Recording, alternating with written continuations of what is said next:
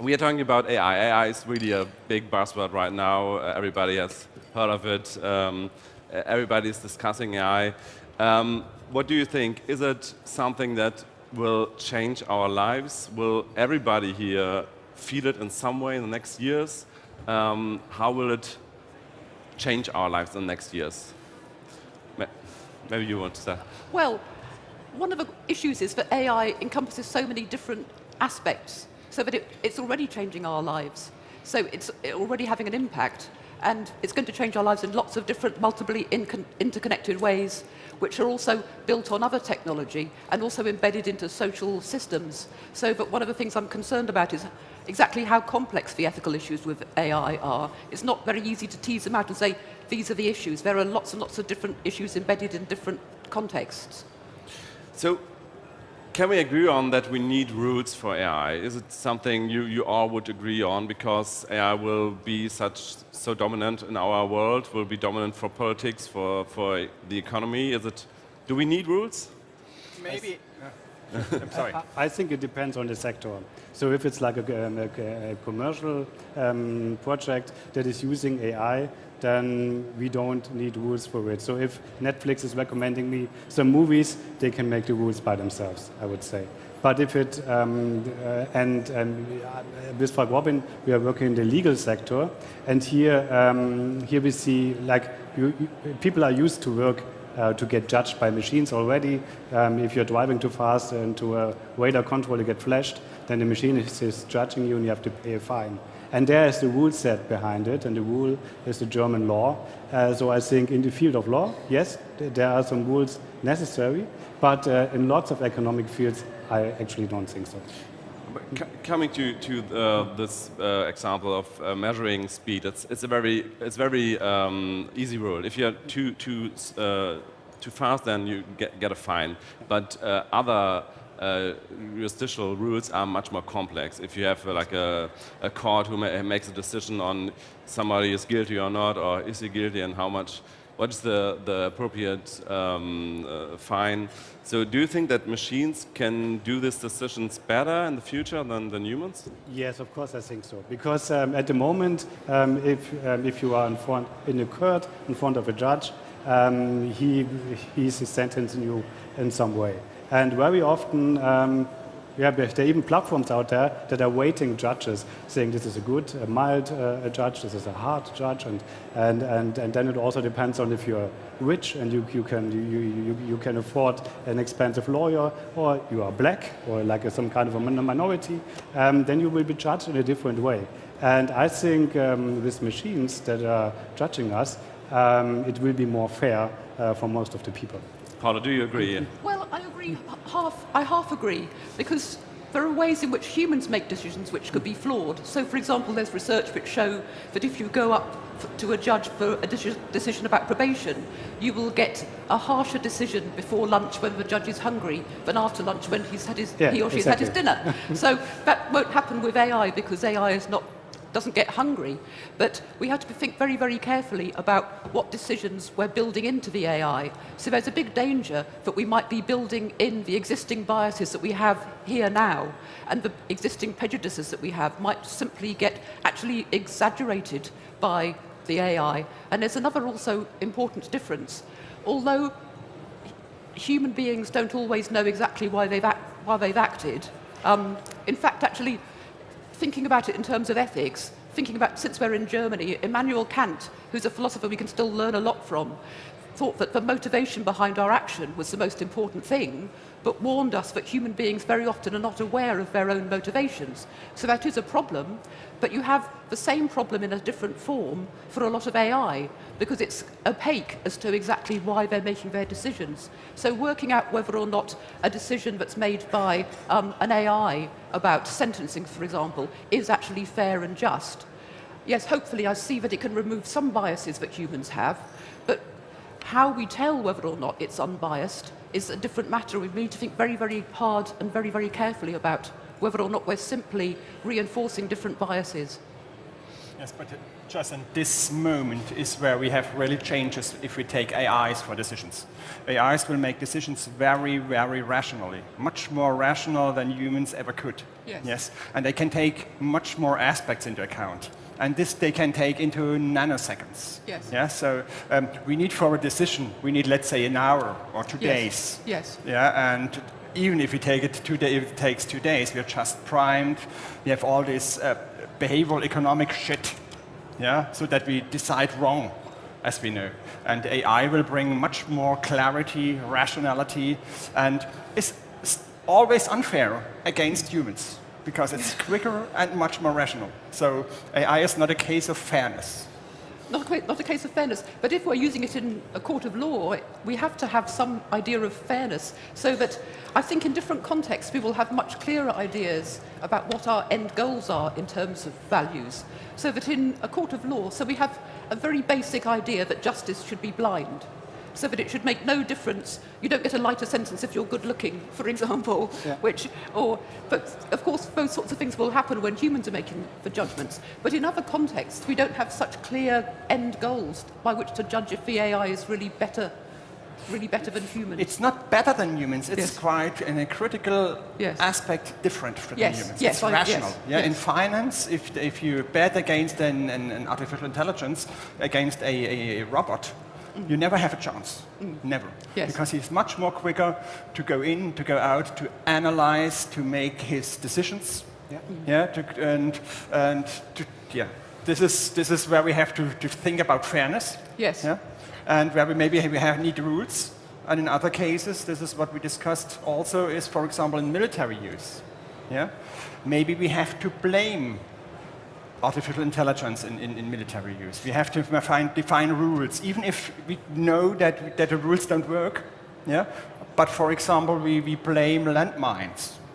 So you agree that No. there's a need of some kind of rules. So who has to decide on the rules? Is it something that society has to decide as a whole? Do we have to have a big discussion in society? Do we have to vote on it? Do politicians have to decide on it? Do companies decide on it? Or do we have to differentiate?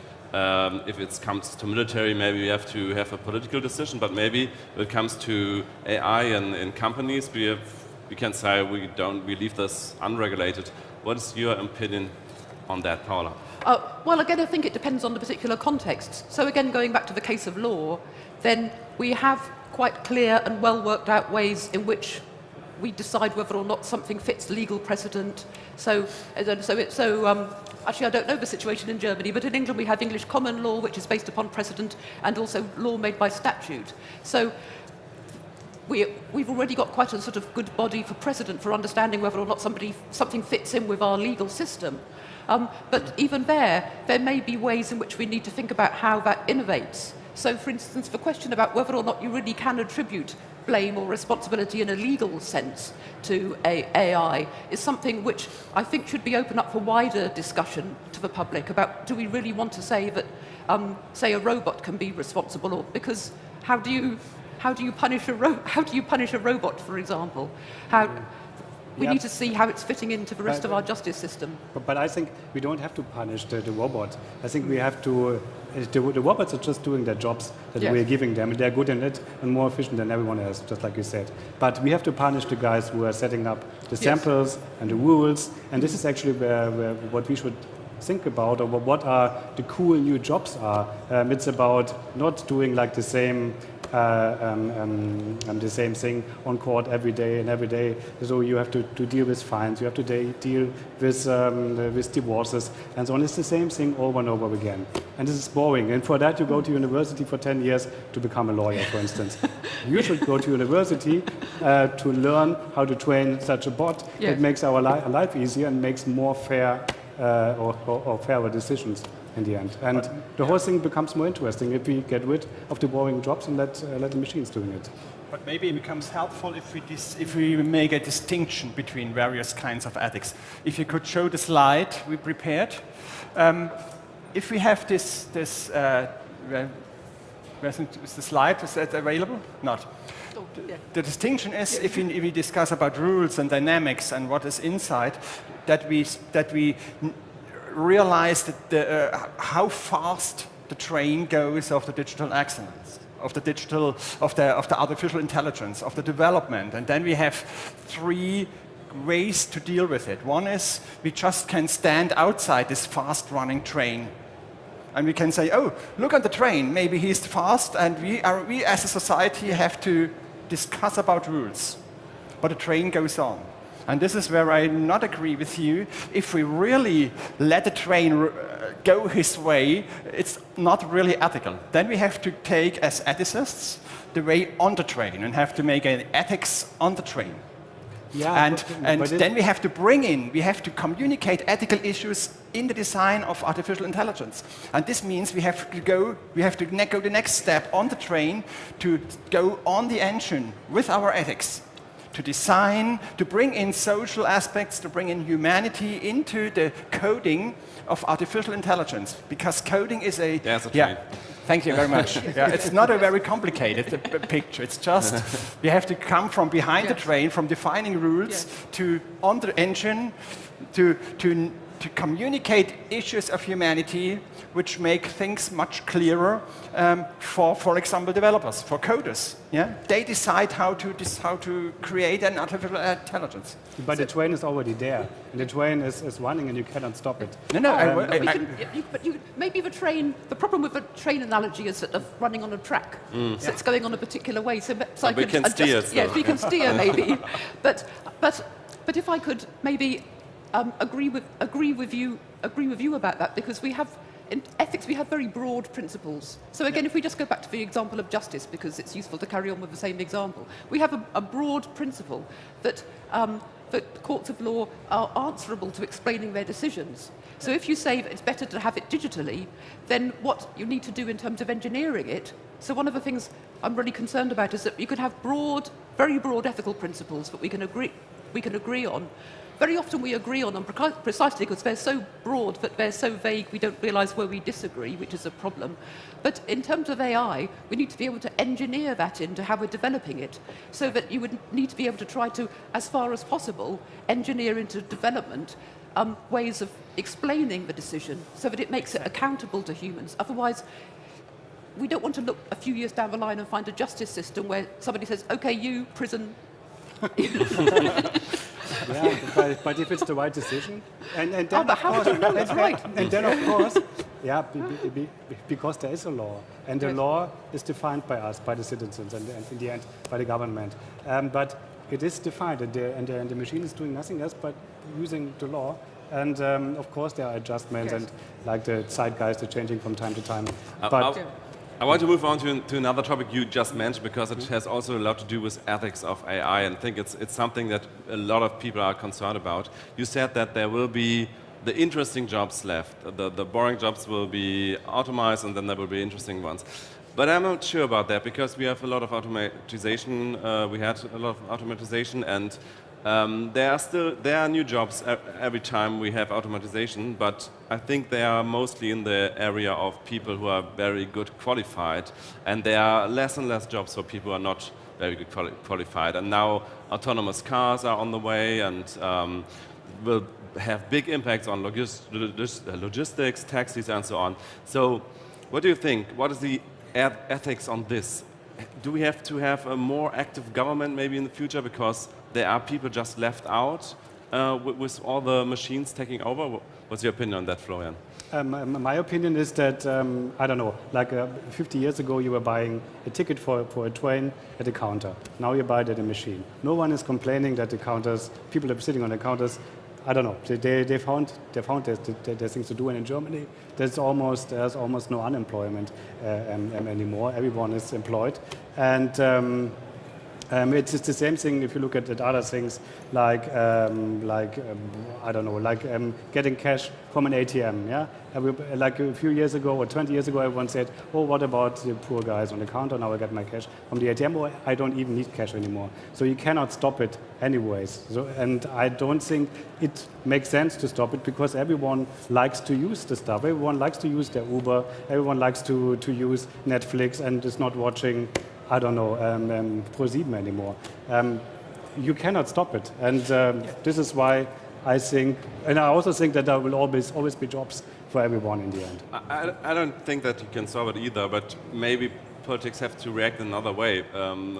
What is your opinion? Yes, I think that we can't stop it, but we can adjust it. And so, for example, when you say that nobody objects to these things, some people do object. So I have long objected to going into supermarkets and having been served by a machine who says unexpected item in the bagging area.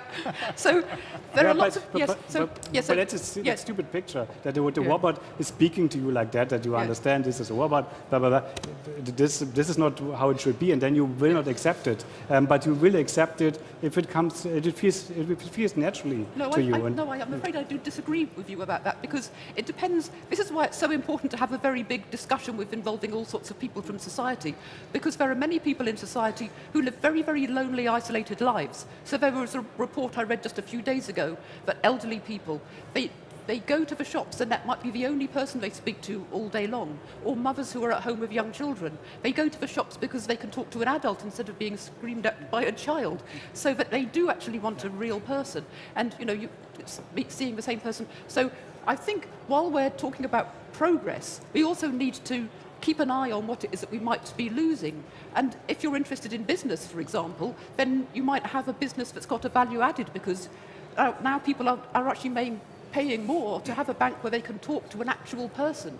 So, but we still have a big issue if, I think artificial intelligence really changes our life in the next 5, let's say 10 years. So production processes are done with artificial intelligence. All this bad that works. And new things have to come up. But the big problem is that in the history of humanity, that macroeconomic changing processes to shift income from one production area to another takes about 50 to 80 years. Now it's getting much more faster. Yes, and now we only have 5 years or 8 years to shift the productivity, the income from productivity. Nobody creates a car because there are only robots. Yeah? So nobody earns money with robots, and we have to shift it, for example, for healthcare, for helping old people, to have social aspects, but we don't have money there. But that's the interesting thing to do. This is what is fun to think about, to how can we organize it and so on. But the machines, they will come anyway. So we cannot stop the machines, we cannot stop AI, but we have to think about how could we create our world if we have all the machines doing the jobs. This is what we have to think about. Yes, but I think we do need to involve a large number of people in this discussion and have feedback from people. So, for instance, I would even question the very simplistic thinking that I sometimes read about, that AI is getting rid of boring jobs. Because what is a boring job to one person is an interesting job to another person. And so much of it is focused very much on, of course, all the AI is being done by people who have very high intellectual abilities. But that's actually quite a small proportion of the population. And we have to be very careful. We're not assuming that somebody who has maybe lesser abilities in a sort of an intellectual way, that maybe they would just be perfectly happy doing a job that you might find boring. So that we really need to involve the whole of humanity in thinking about this. But it's too easy. It's too easy to say, okay, the artificial intelligence changes and you can't stop it. That's right. But we can design it, how it changes. And it's too easy to say, okay, it's only what comes out of it in the society to think about ethically. We also can put it, that's what I wanted to show with the picture, we can put the ethics on the train to say, okay, we need several kinds of artificial intelligence, special kinds. We need them in a very different way, in a very, maybe in an ethical way, in a human way, to design it. And this is what we also could do. Yeah? Yes, absolutely. But, but what I don't understand is that no one understands that these machines, they are making us free. If I want to do farming all day, I can do farming because the machines are taking care of the rest. You know, I can really decide by myself what I want to do. And like in utopia or in a perfect world where the machines are doing the jobs that we don't like to do, like but that is only if the money the machine makes is not only for the owner of the machine, but for everyone in some case. In some way. I think this is a different economic model. Yes. And that's maybe something. So you agree on that? Okay. Yes. So and I wanted to talk about economics as well in regard of the GAFA economy. We have now these four big American companies who are really dominant in their space. It's Google, Apple, Facebook, and Amazon. And with AI coming and revolutionize everything, it might be that those companies, where they all have a lot of data and they all have a lot of experts and they have a lot of capital, will they become more dominant in this new world, which is so much driven by AI? What is your opinion on that? Maybe Ebert, you start. I think in an income generating way, they become more dominant. Maybe they have also the unfriendly takeovers, for example, from Alibaba, which is 10 times the size of Google and Amazon together. Yes, which is really much bigger. In revenues, you mean? Yeah, so yes, they will become much more influential in all our lives. And the problem is if they also generate profit, income, and they keep it for their own, then we have a critical democratic issue. Yes, because then we don't have any money, and they give us some almos, maybe, yeah, or not. Yes. Yes, and I'm not an expert in the business world, but I think some of the things that might be a bit unexpected. So, for example, there are lots of people now complaining not just about the monopoly over money, but about monopoly over information. So there are lots of people complaining about YouTube demonetizing their videos, about Twitter suspending their accounts, and then going to alternative accounts where they see that issues of what some people think of as being censorship or being shut down, so that it could be disruptive in lots of really interesting ways that's not so easy to predict. And the disruption, just a moment, just think on the disruption process through the GAFAs, yes?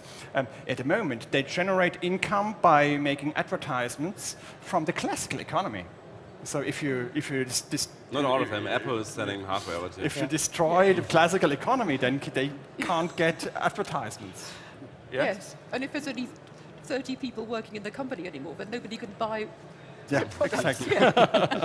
In your perspective, from a startup point of view, do you think there's big chances in the AI space for startups, or is it more for the big companies? I think there are big chances for. I mean, they have all the data in the world, but always on specific fields. And I think in the end that they will dominate their sectors. But I think it will be hard for them to go to other sectors. And as you said, there's always someone like Dr. Oetker or Jakobskrönung or whatever, they need to advertise in these businesses. I still want to drink my hot coffee in the morning and then checking out what's up on Facebook and so on. So I think they give us services that we like. This is why they became so big. And if they don't give us services anymore that we like, they won't grow anymore. So time is running out, so maybe one last question for everyone. Please, very quick answer. Do you think that there will be some kind of jobs that never will be automated? And if, what are they? What have to learn now to survive in this AI-dominated future? Maybe you start, Florian? I would say everything that is about arts. So but there are computers who are making music now. Yeah, there are computers making music, but would you like to listen to it? Will it ever chart at #1 at the Billboard? Maybe. I don't know. So I would say arts and entertainment needs to be built by humans because it needs to develop. It needs to become better. It needs another twist from decade to decade. Ebert, your take? Yes, I think there are all jobs which are strongly related to creativity and emotional things. They don't get away. Yeah, we still need the creativity of humans. Maybe added on with the creativity of artificial intelligence, but we really need these jobs and the emotional jobs. So arts, maybe music, maybe other things. Yeah. So this is good that we have this art space out there. Yeah, where we really learn this is what makes humanity. Yes. And yes, I agree. I suspect that nursing may benefit from some technology and some help with assistance in robotics, like lifting heavy patients and so on. But the actual human interaction is not just an added extra. It actually helps people to heal faster. So I think that maybe you can find a robot that does that exactly, but why would you do that? You could make those sorts of jobs so much more enjoyable and rewarding. And also I agree with crafts. So for example, my father was a woodworker, so now he's passed on. So I have some pieces of woodwork furniture in my house that he made. So it's the fact that it's that particular human being who carved this piece of wood, which is something that you will never replace by a machine. Maybe if he had built the robot that made the machine, but that human history is something that is going to never, I think, go away. Yeah, craftsmanship is also very popular here in Berlin, in the hipster Yes. districts, Yes. And the richer people get, if AI makes people rich, they will want handmade products. Okay, Yeah. thank you so much. Yeah. It was very lovely. Thank you all for listening, and goodbye.